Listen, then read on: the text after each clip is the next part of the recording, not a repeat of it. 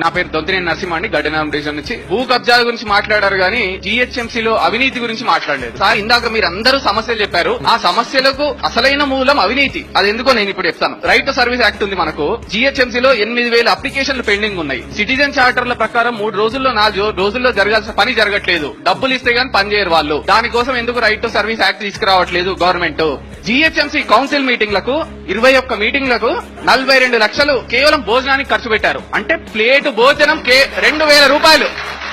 ITC grand కాకతీయలో buffet 2,000 రూపాయలు. ఇది ఎవరు తిన్నారు? డబ్బులు ఎవరు తిన్నారు? ప్రజలకు కార్పొరేటర్లందరూ జవాబు చెప్పాలి. రెండో విషయం, అవినీతి వారోత్సవాలు చేశారు గవర్నమెంట్, కానీ లోకాయుక్తను బలోపేతం చేయలేరా? లోకాయుక్త ఉందని మనలో ఎంతమందికి తెలుసు?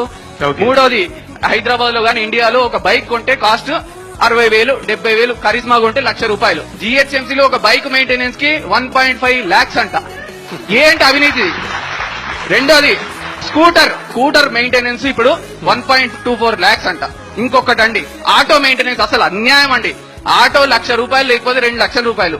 ఆటో మెయింటెనెన్స్ 16 లక్షలు అంట జీహెచ్ఎంసీ. ఇది ఎక్కడ న్యాయం? నాకు ఇప్పుడు చెప్పాలి. ఇందాక మేడం చెప్పారు వీధి కుక్కల గురించి. కుక్కల మీద కూడా అవినీతి అండి. నేను చెప్తాను, కుక్కలకు గర్భ నిరోధక వ్యాక్సిన్ ఇస్తే కిట్ 45 రూపాయలు. మన జీహెచ్ఎంసీ వాళ్ళు చూపెట్టింది 5,000 రూపాయల కిట్ అంట. ఎక్కడిది అవినీతి? ఇంకొక విషయం అండి, ప్రభుత్వం మాటలు కోటలు దాటుతున్నాయి కానీ పనులు ఆఫీస్ దాటట్లేదు. మహిళా భద్రత గురించి మాట్లాడారు. మహిళా భద్రతకి కేంద్ర ప్రభుత్వం నిర్భయ చట్టం తీసుకొచ్చి 3,600 కోట్లని శాంక్షన్ చేసింది. మన తెలంగాణ ప్రభుత్వానికి 600 కోట్లు రావాలి. మన ప్రభుత్వం ఒక్క ప్రపోజల్ పంపలే. 0 డబ్బులు మనకు వచ్చినాయి ఇప్పటి వరకు. ఏమైతుంది? మహిళా భద్రత గురించి షీ టీంలు అంటున్నారు.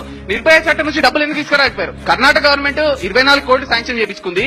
కేరళ గవర్నమెంట్ 30 కోట్లు శాంక్షన్ చేయించింది. మా బిఎన్టీ కాలనీ ప్రజలు గోదావరికో కృష్ణాకో పుష్కరాలకు పోవాల్సిన పని లేదు. ప్రతి వర్షాకాలం మాకు ఇక్కడ మురుగునీటి పుష్కరాలు. మాకెక్కడికో గోదావరి కృష్ణాకు పోవాల్సిన పని లేదు. ఒక్క ఎమ్మెల్యే ఒక్క కార్పొరేటర్ ఎందుకు మాట్లాడట్లేదు? పిఎన్టీ కాలనీ తెలిసినారు. ఈసారి మంచి వారిని ఎన్నుకోవాలి, అవినీతి చేయని వారిని ఎన్నుకోవాలి, యూత్ ఎన్నుకోవాలి.